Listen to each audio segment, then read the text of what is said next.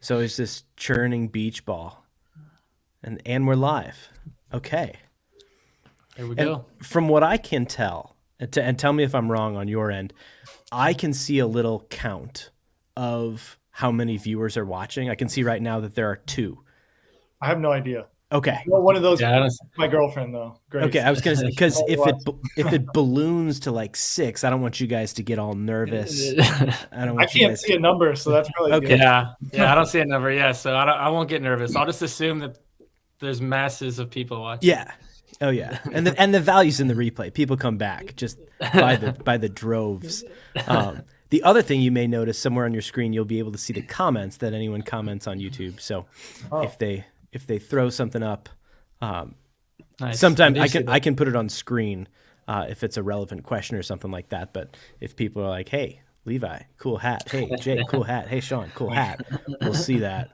We'll see who gets the most cool hat compliments in the Yeah, chat. we've got a nice variety. We got the flat bill, the curved bill, and the backwards. Yeah, we're good Yeah, here. we've covered the bases. This is good. On the back of that hat, Levi. That Oh, KU. thank you for asking. It's a Super Bowl championship Chiefs hat. So, There you go. yeah, Nice. trying to get a new one of these in a couple of weeks, hopefully. That should have been the Super Bowl last Sunday. Yeah. Do you guys know Jay Sweet, Jameson Sweet? No. Audio dude. I say the name. Oh yeah, Jay Sweet. Yeah. Yeah. That's Extreme Marine who's on screen Nice. right now. What's up, Jay? Tuning in. Well, I wanted to start. So you guys just started an agency, and that's what this whole thing's about. But before I ask my question to you, I wanted to, by contrast, tell the 15-second version of my story, because yours is wildly different in every way possible. So I started my agency 13 years ago in December. Last December was 13 years. And I started it because I couldn't get hired anywhere. I graduated in 07, started it in 08 when I couldn't get hired to do what I wanted to do anywhere. So I'm like, well, I'll just make this up and do it. And in hindsight, starting an agency in the heat of a recession, when you have no contacts, no portfolio, no anything like that, might not have been like the smartest business move I could have made, but struggled through it and somehow made it to where I am today. But along the way, like, I had to make everything up, and I didn't have experience and stuff. And I'll say shooting with you, Kirby, and I think that was 2018 was when I shot with both of you guys for the first time, 18 or 19. Yeah, I think so. Not me. 2019. Yeah, 2019. Yeah. 2019. Yeah. For me, like, when I started shooting with other people, that's when I was like, oh, I've been doing everything wrong, it turns out.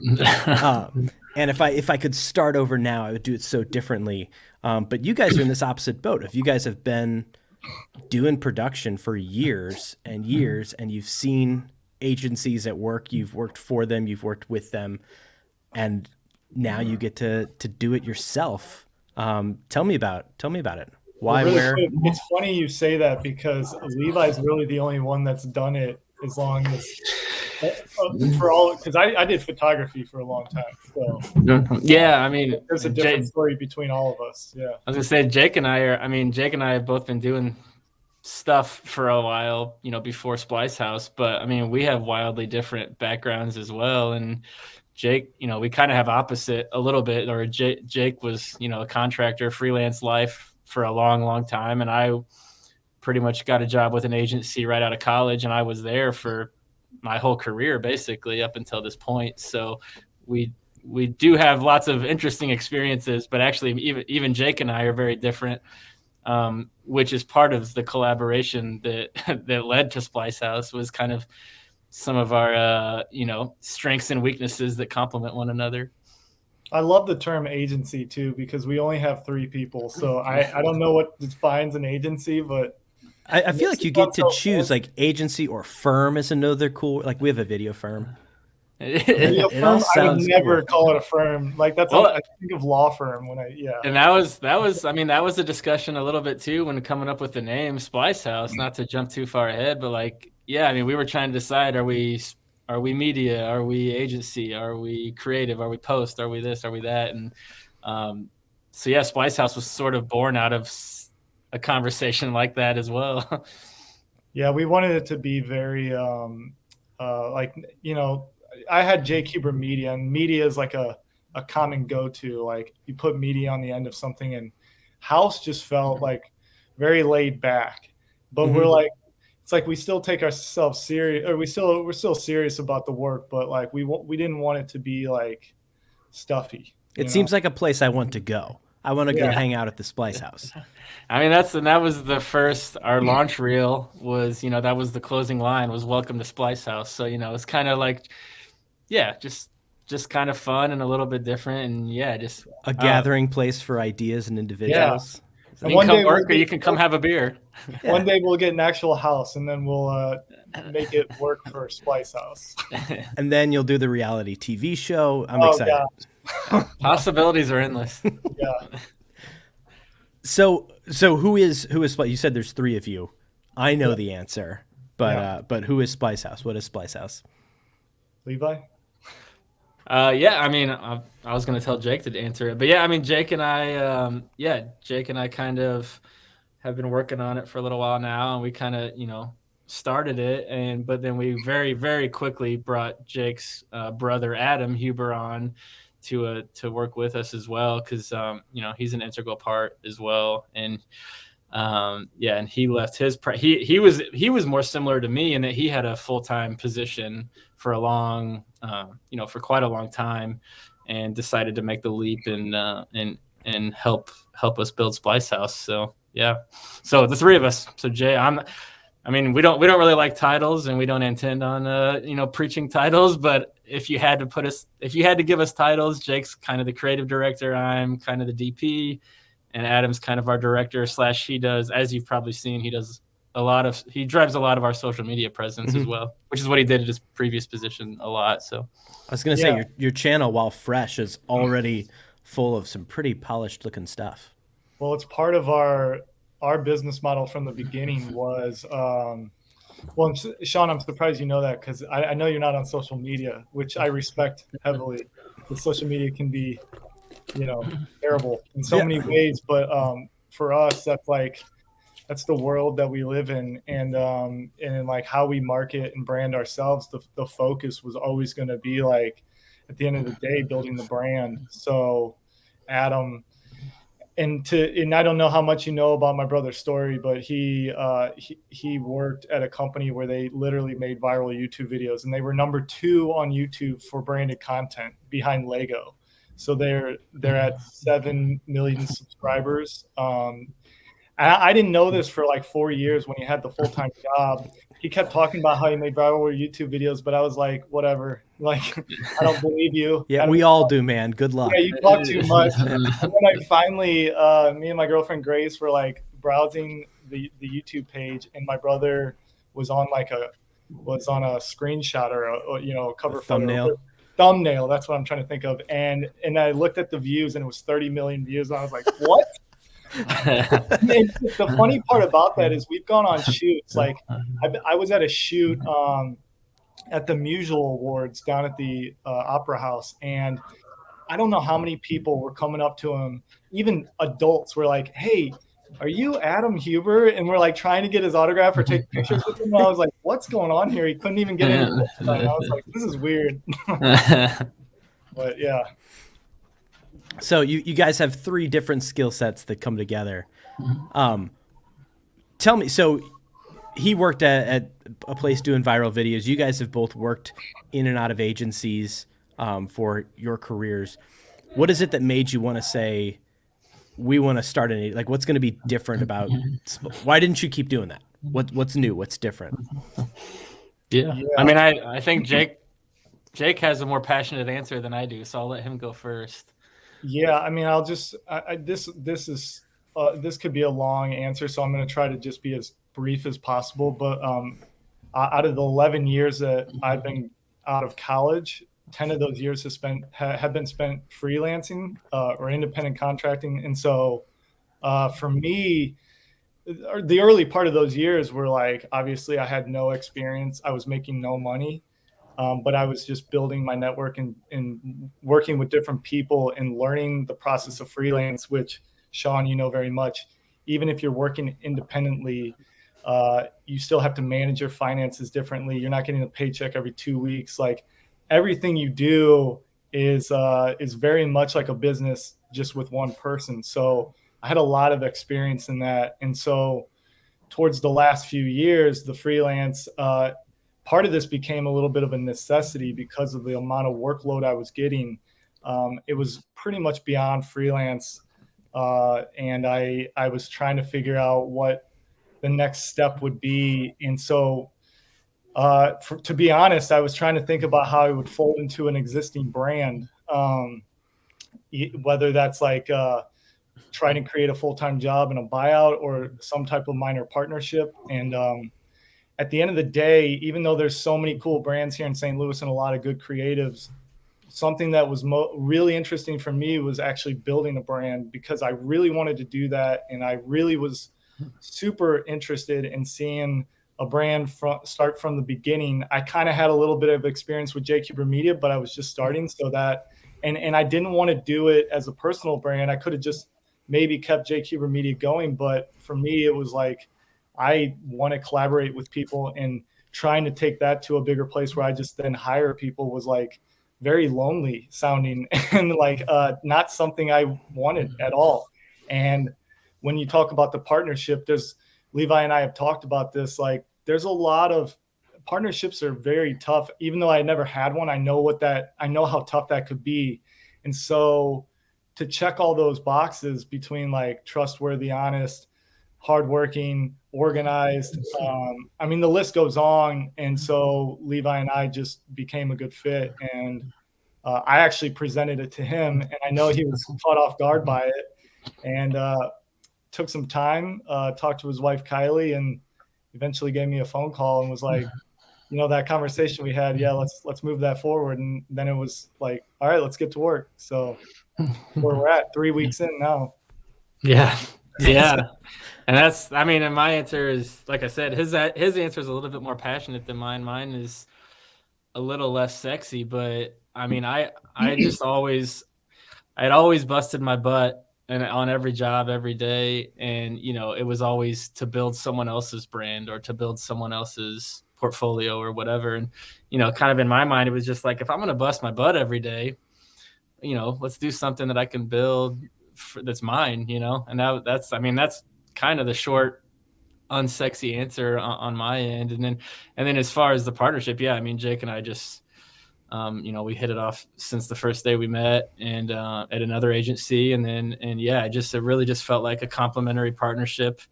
And then all, you know, like Jake said, kind of all of those intangibles that you can't really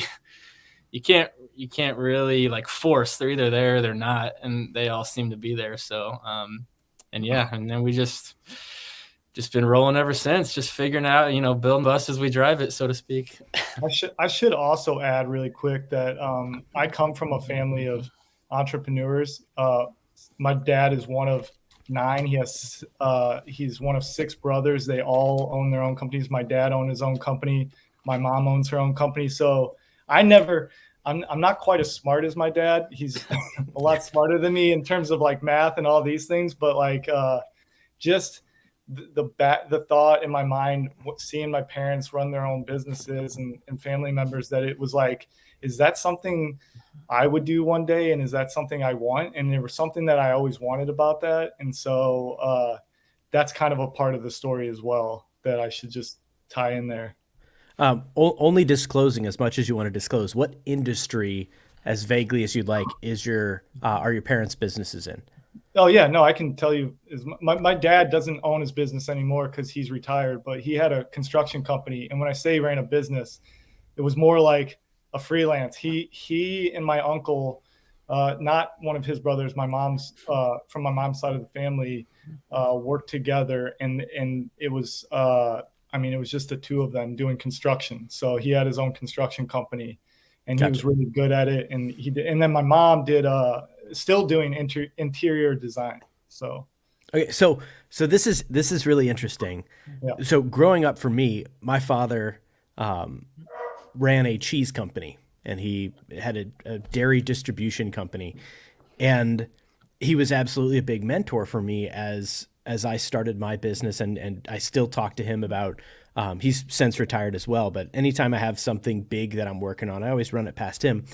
But when I was first starting, there was this huge disconnect between sort of his business world and the creative world, where when I got a tattoo of my Jimmy John's order on my arm, for example, he Love said, it. like, you're going to have to wear a long sleeve shirt at every meeting you ever go to. No one's going to take you seriously. No one's going to work with you. And I think if I were doing accounting work or, something in that traditional business world, that's a red flag. But in the creative world where we live, this like uniqueness is an asset. And people aren't hiring us because we're the cheapest. They're hiring us because they like the stuff we've done. They like our portfolio. They're hiring us as artists, not as somebody to hold up a camera and press record. And so I didn't know what I was getting into and how different the sales process would be, and how people, like the number of people who criticize my hat, and I'm sure both of you guys in your hats, it's like, it's not a thing. Like, my clients don't care. Like, the people who hire me, no one has ever been like, and straighten your hat out. Like, no one cares. They see the videos we do and they like the work that we all do, which is why they hire us. Well, and I think to chime in on that too, I mean, a lot of industries, but our industry is very relationship based, and whereas like, your dad's was probably much more transactional. So it's just a different, relationships are huge in this industry. And I think being fun and easy to work with goes a really long way too. Cause I mean, what we do every day is actually incredibly unique compared to what a lot of our clients do every day. And so, I think it's almost experiential in a way too. Providing that experience is part of the equation, and, in my opinion. Totally. Yeah. One of the things for me, when Jake, you applauded me for not being on social media, I know I'm absolutely missing out on some opportunities and exposure, and my brand isn't growing in any meaningful way in that regard. But as I looked at my career and was like doing some analysis, I'd been on LinkedIn for 10 years. I never got any business. Like, no one ever reached out because they saw me on LinkedIn. Like, everyone was a referral of, oh, I've worked with Shaun. You should, like, everything was 1 degree away. And I grew my business based on, like, I can trace everything back to the same few people that started it. Like, everything's connected in that way.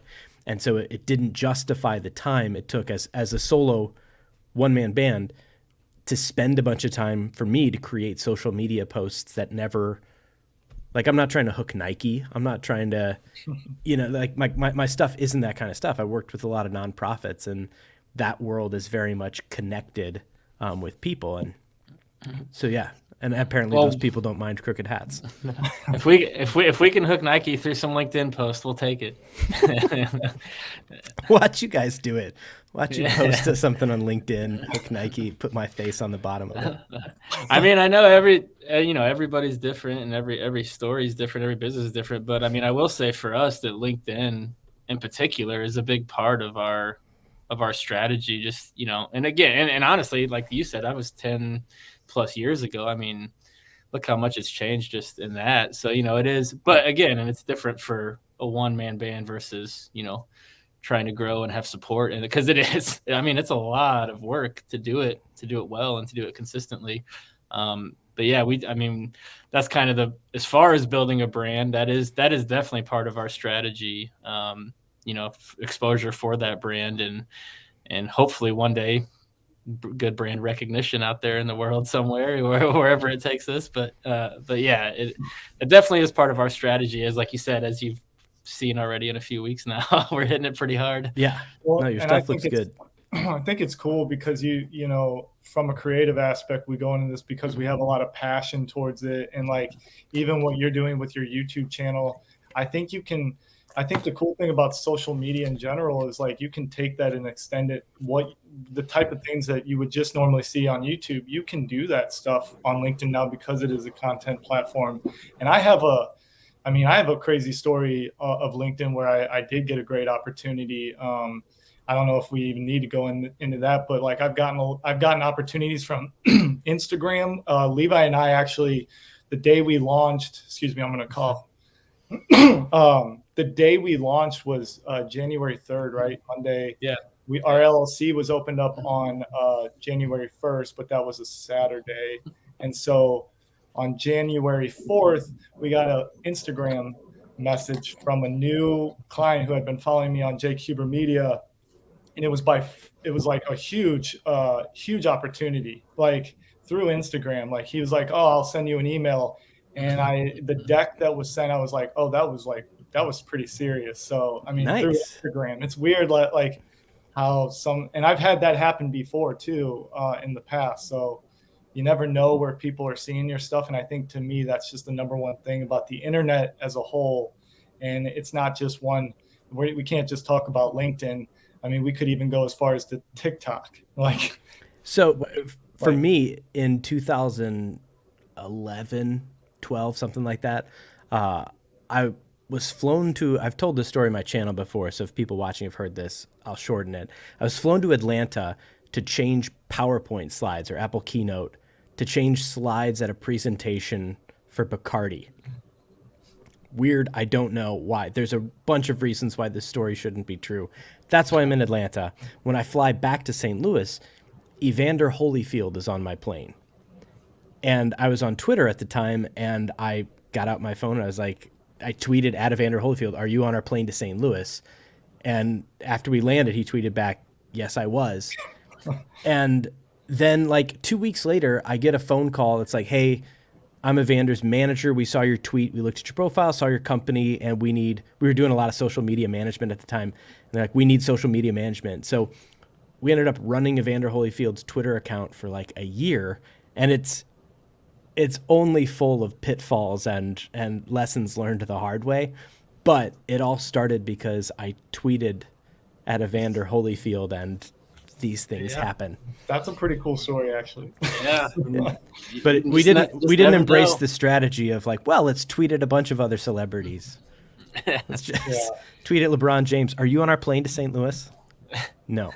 Well, No, it doesn't. I'm not, man. Hey, like you just said, it doesn't always mean that there's going to be a successful job out of it. Sometimes it might be not what you're looking for. Yeah. Hey, lessons learned though, like you said. Lessons learned and stories.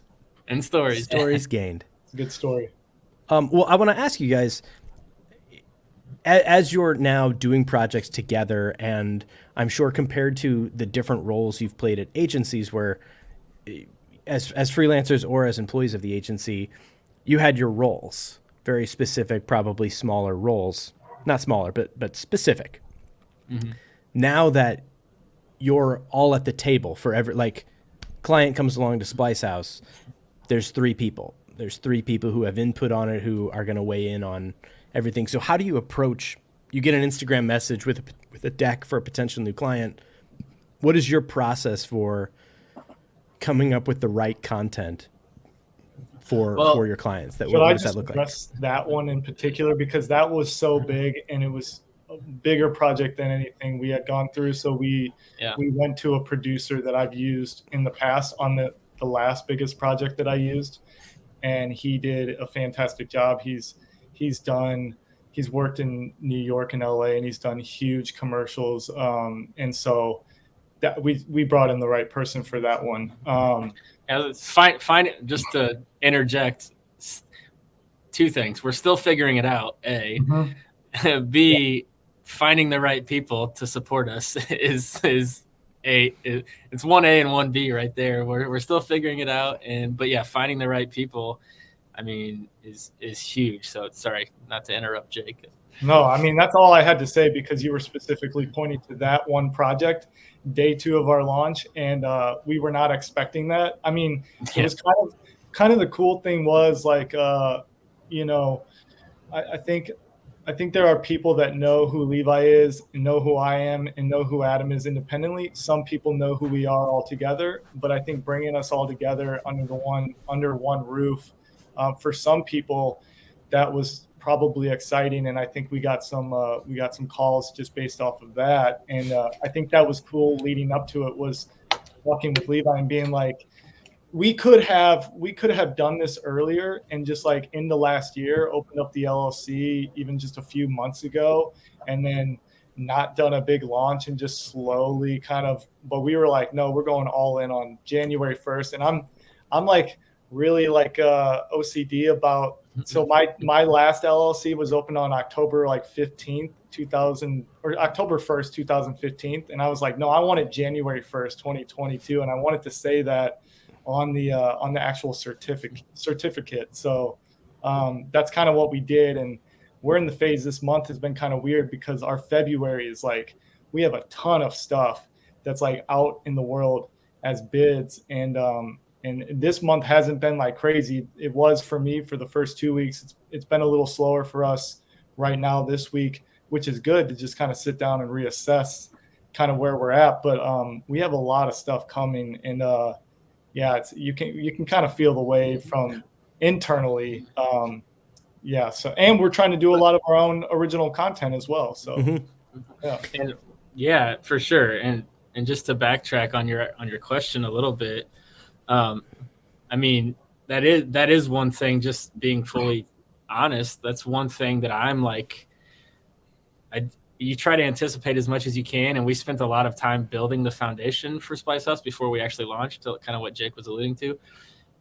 But like one thing that I didn't really think about until it started happening was like a lot of my previous experience was just executing, like just execution. Like, here's what we need, go make it hot. Like, and now that we've launched already, since we've launched Splice House, I mean, there's been more than a handful of like people are coming to us for ideas and content strategy and stuff like that, and which is awesome, and I love that. But that is very time consuming, and that's one thing that I really didn't fully think about until it started happening. And so that is it. That's why I say we're still figuring it out, because we still are kind of learning as we go.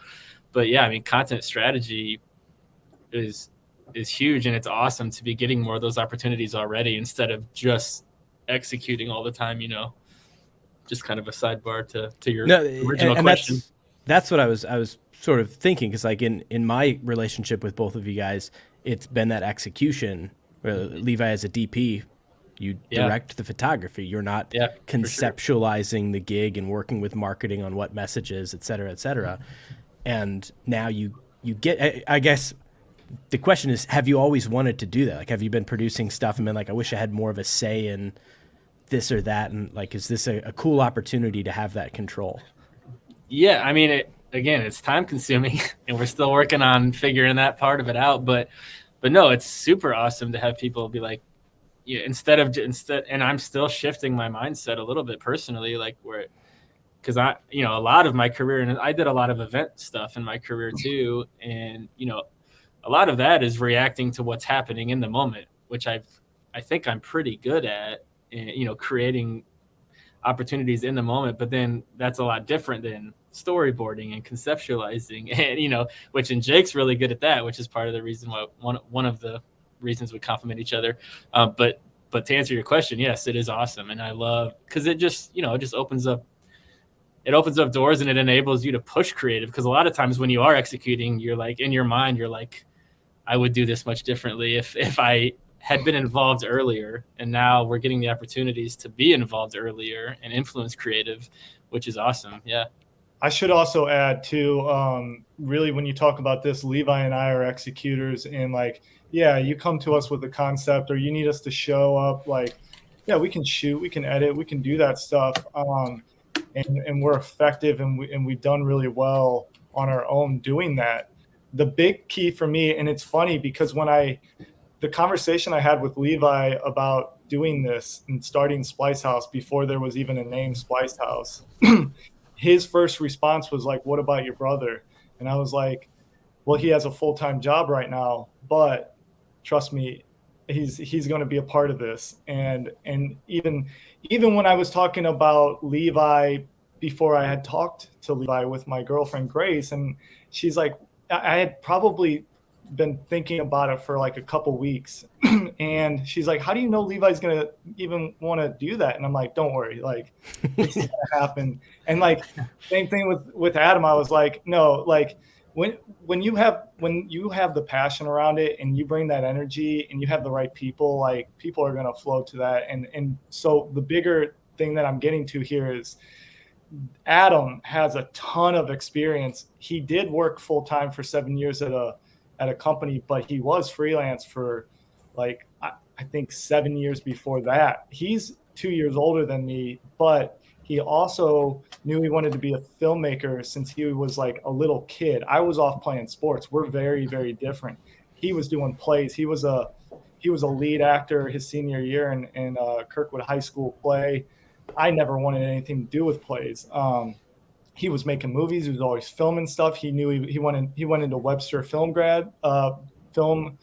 program, and his experience and the things he's done. He's DP'd on big sets, and he's directed big commercials. He's done a ton of different stuff. So I knew that like Levi and I could do a lot, but Levi didn't know Adam super well and was kind of trusting me in that. And so when I think about that, I'm like most excited about the support we get from him, and what he's capable of doing is also complementing a lot of what we can do. And he's talented at a lot of different things. Like he can, I mean, he did his YouTube channel has 38,000 subscribers. His Instagram has 12,000. Like he's been good on social. He creates content. So that's just a huge added bonus to what we're doing. Well, not to put you guys on the spot, are you thinking about expanding the team beyond that? Like, are there roles you know now that you want to expand from, or do you want to keep it as the collective of the three of you? And again, if you don't know, or if you don't want to say. I mean, it's pretty obvious. It's impossible to stick with the three of us just forever. I mean, right? There's no, like, in terms of, like, we 100%. I mean, we started, part of the reason that both of us are on the same page of why we started Splice House is because you hit a ceiling. I think we might have already mentioned it. You kind of hit a ceiling as a freelancer. There's only a certain level you can go to as a freelancer before you're literally just at capacity. I mean, that's the way that it works. I was there. So, I mean, and Jake was there. Jake was over it, I think. And so, I mean, part of the reason is because we wanted to be able to grow. I mean, and we already have possible plans of maybe a junior editor coming on with us soon. I mean, we're quickly learning how. We do have a junior editor. Well, I didn't know if you wanted me to say it or not. Yeah, we have a junior editor coming on with us starting next month already. I mean, we have lots of good freelance connections, with producers. I mean, producers are like obviously crucial to every project basically. So hopefully, once we get to a level where we're comfortable, a producer will be big. I mean, we're already learning how important a production coordinator is. I mean, yeah, we have every intention of hopefully getting to the point where we can grow for sure.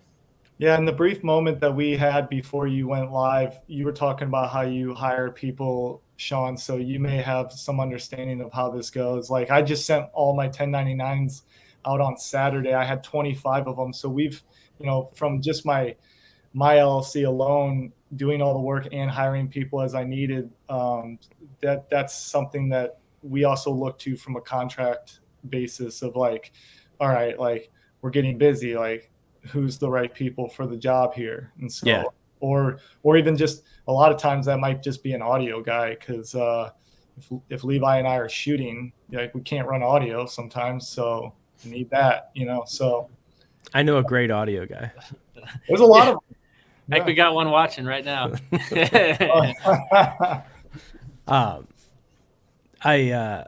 I sent something out at the beginning of the year trying to see who's still in the pool. I know there's people who've gotten full-time jobs, and I just wanted to know sort of, so I had my list of who's still wanting to run camera, who wants to do whatever. And when I sent it to Jay Sweet, he's like, dude, you didn't put anything about like, do you want to be an audio mixer? Or you look for audio mixers? And I told him like, dude, I already have my audio mixer. I don't. I've got two. I don't need extra audio mixers. I've got. You don't want me to put that out in the world. Yeah, you're just making competition for yourself, man. Right. Right. Yeah, hey, never a bad thing to have a deep roster of support. That's for sure. Right. Exactly. Well, I want to end with two last questions, a fun one and a useful one, I'll say. Is there, looking back now where you are, starting an agency, a firm, a house, is there a project in your life that just sort of stands out as being a really cool project, and the kind of project where as you look into the future, like man, I hope I can do more stuff like that. Like that was really neat. That was sort of my dream sort of gig a little bit.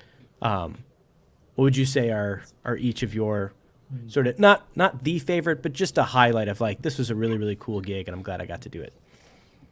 I mean, it's interesting. What I would consider like a dream gig has kind of evolved as well over the years. Cause like, I mean, I did a lot of traveling at my previous position. I mean, I think it was 2018. I think I was on the road for like 250 days that year. That's most crazy. of the days. Most of the days. And I was loving it. I mean, my wife, I don't think was loving it too much. And that's part of the evolution. You know, I have a family now, I have a baby. And so traveling used to be what I considered a big perk, and I loved it. And I love doing event highlights and stuff like that. I love being around people, meeting people, learning from people, which I still do love all those things. But, you know, I don't really want to travel quite as much now that I have a family and all this stuff. So in terms of, but I know Jake and I actually got to work on a really fun one when we did have an agency overlap year. We got to work on a fun one where we got to go to Houston and Florida, and it was kind of this cool merging of a company with real people from that company, and it was. I don't know if I should say who it was for, but it was really fun. And Jake and I that was one of the first like bigger projects Jake and I got to work on together, and that was really fun. We're both big sports guys, so like, I mean, anytime I can work on sports stuff, I love it. I mean, I got to do a feature film a couple years ago, which was never necessarily one of my dreams, but it was an incredible experience, and I learned so much.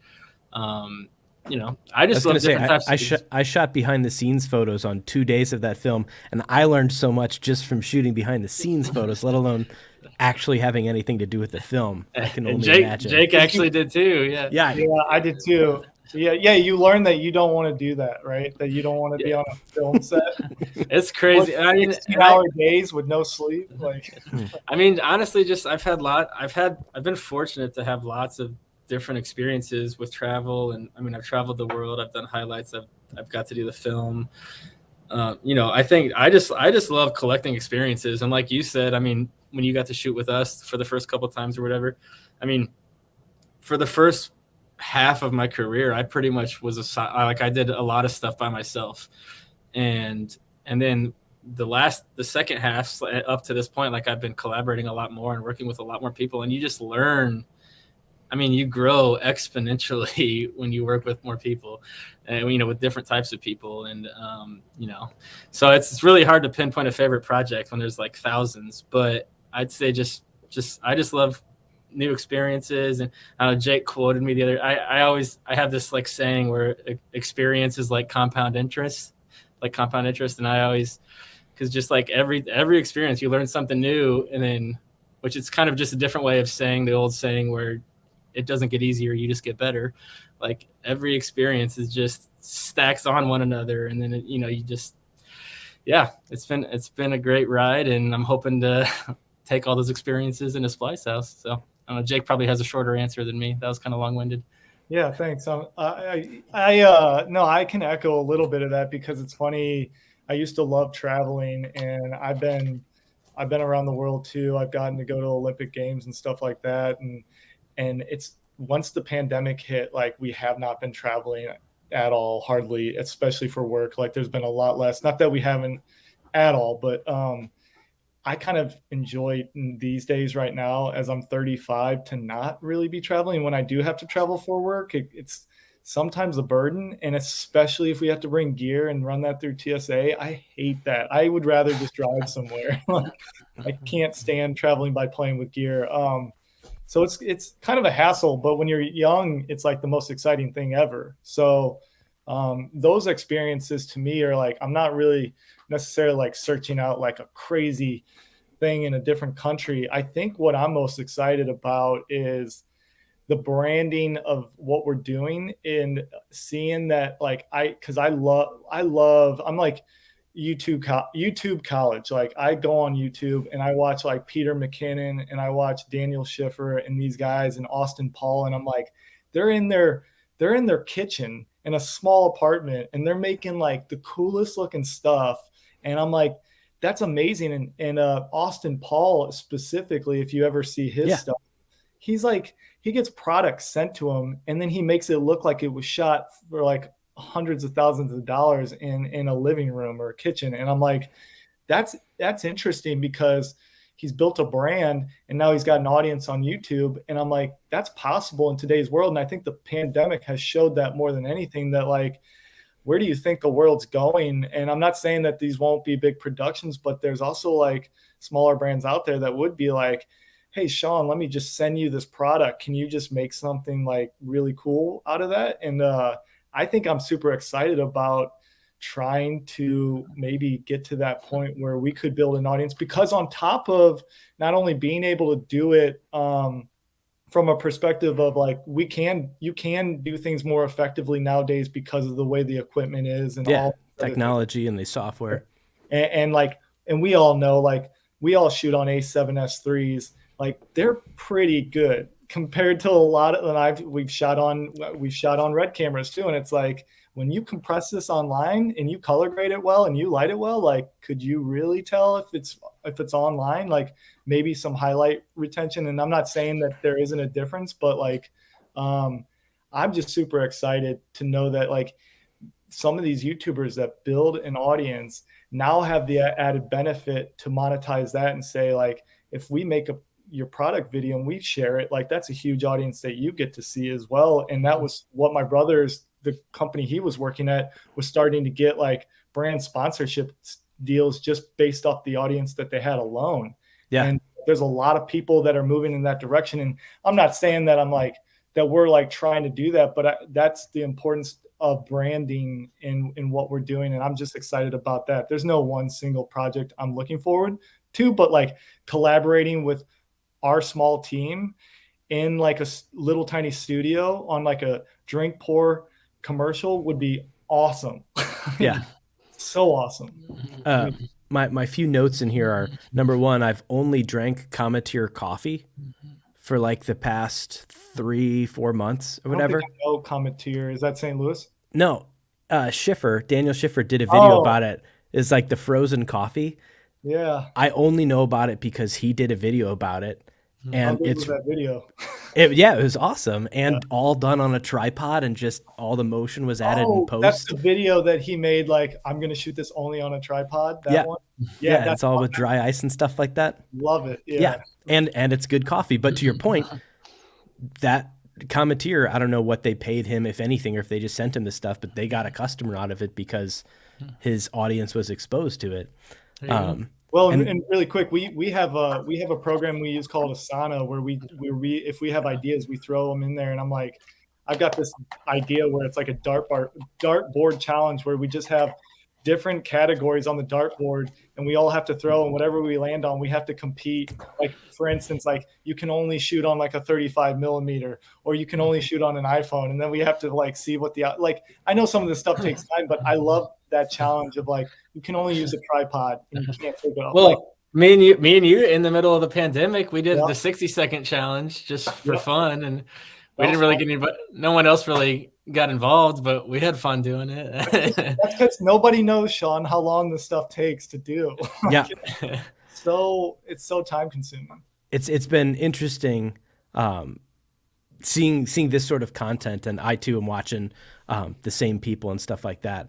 And as going back to something that you said, Jake, about traveling, one of the gigs coming up this year, and you guys both know Dane Iwata, and he and I work together.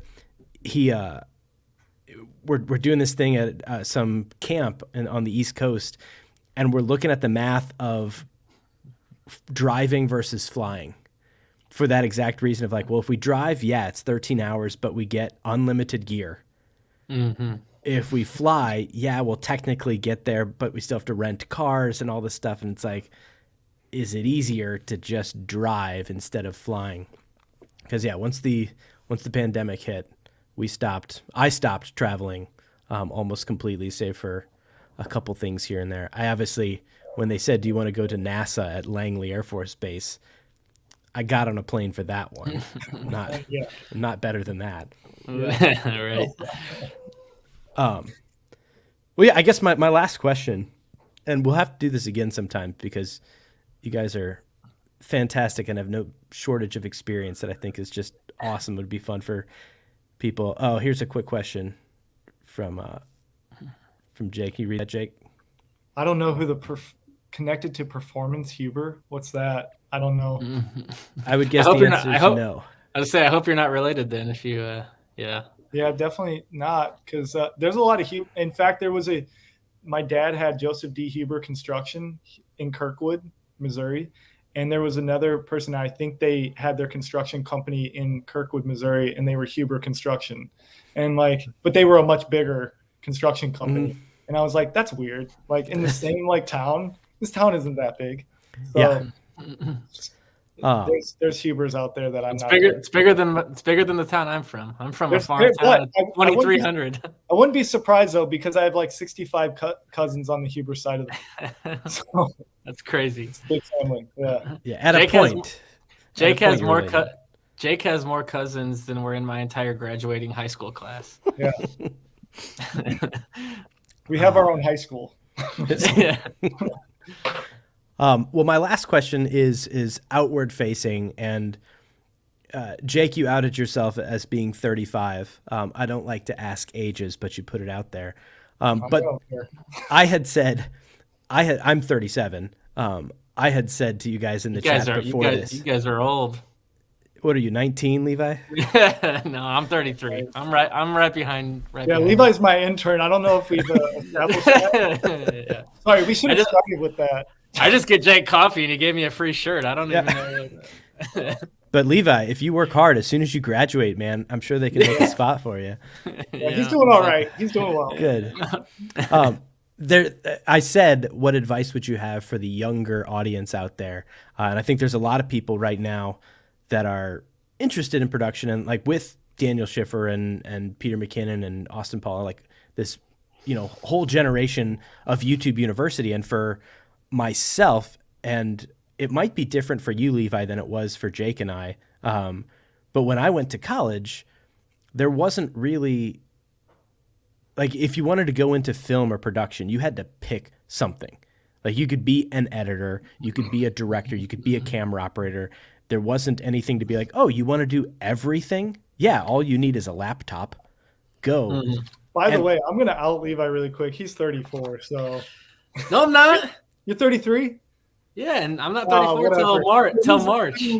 So it's the same situation for him too. Yeah, no, it's honestly, I mean, I know you didn't even get to your question yet, but when I was just a quick college experience, I mean, I learned more. One of my awesome professors had us do the 48-hour film competition, which I ended up falling in love with, and I carried that into my job.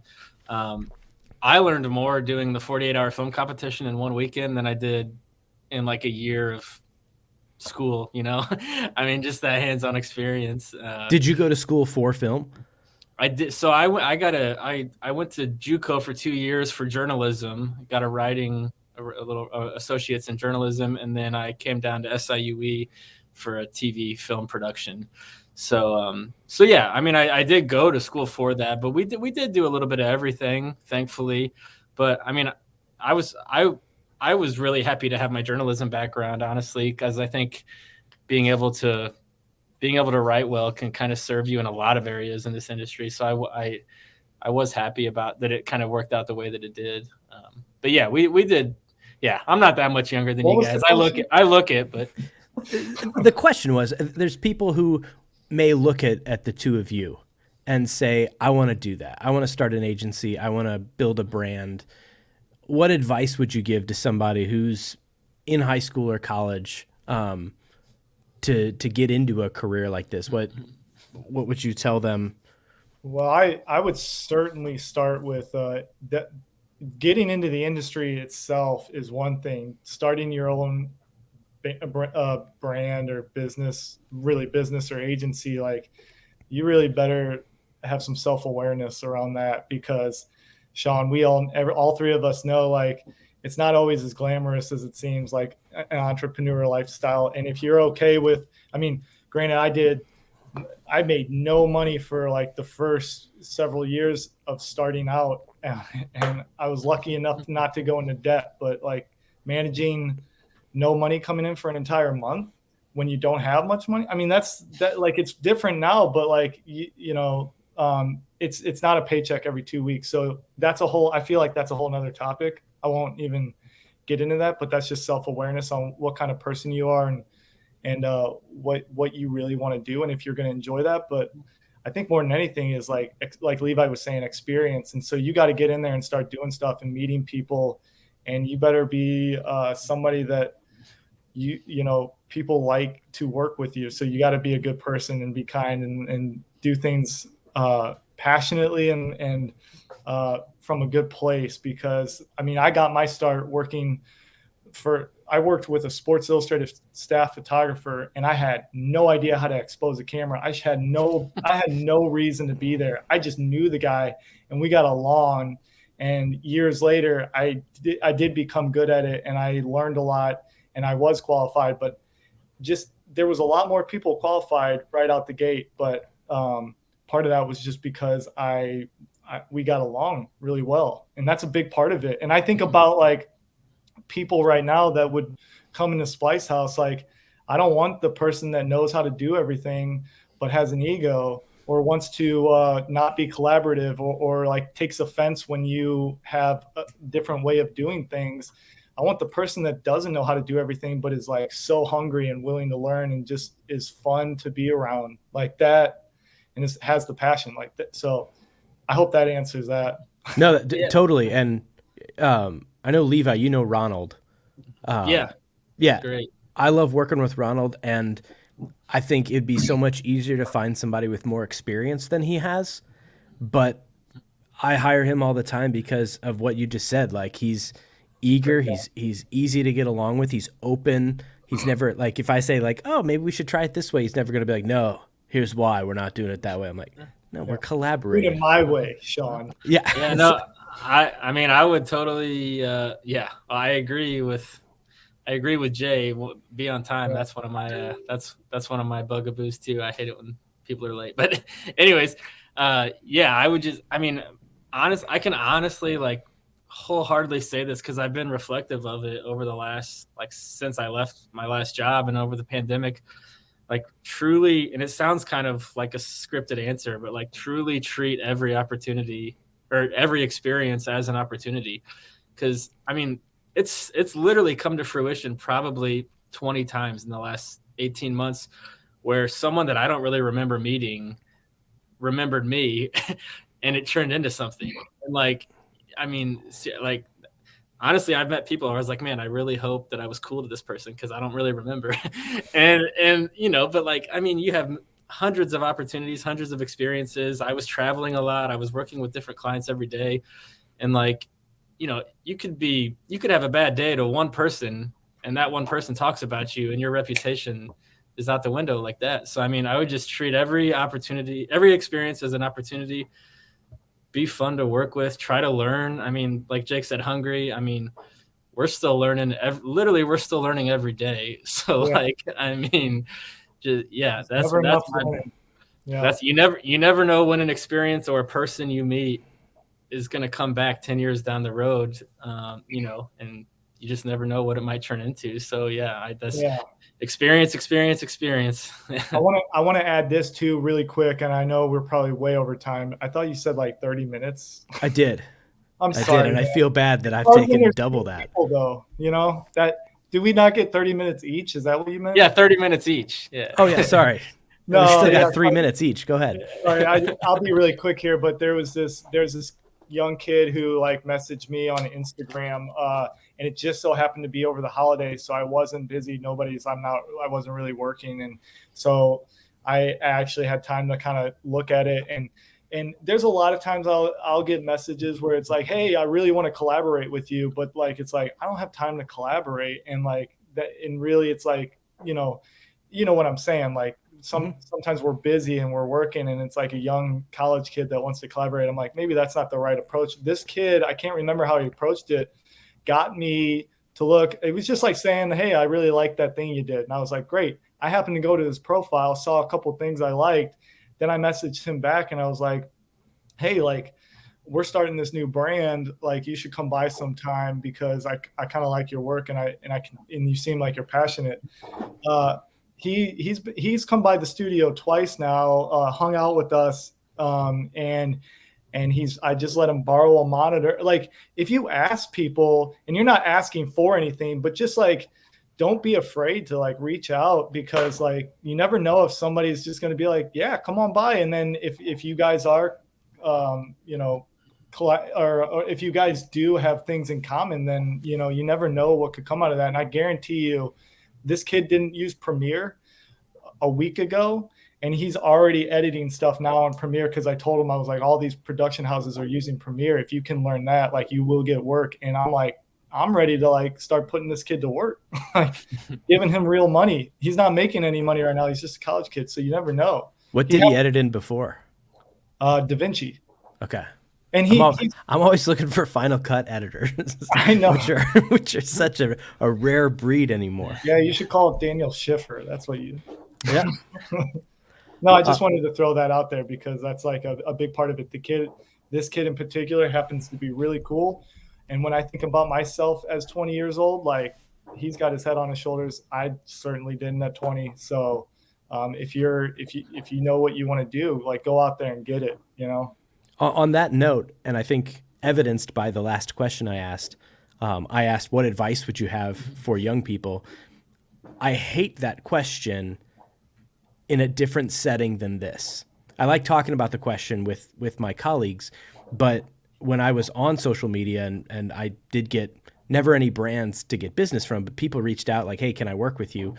People would reach out and say, like, what advice do you have for somebody just getting started? Like, it's going to take me 20, like the three of us could talk about this for a long time. Right. But there were a few people who reached out with like, hey, can I shoot behind the scenes photo of something you're doing sometime? And it's like, yeah, specific request. I'm busy. Yes. You just asked a very specific question. Yes. And then there was someone else that said, hey, if you ever need anyone to edit something, I use Final Cut too. And I was like, great. Yes, done. And I ended up working with them as well. But I think if someone had come and just said, can you collaborate? It's like, I don't, does that mean I have to think a lot? Because no, I don't want to do that. No, like they want to do like a college football game or something to shoot with them. And I'm like, I have no time for that.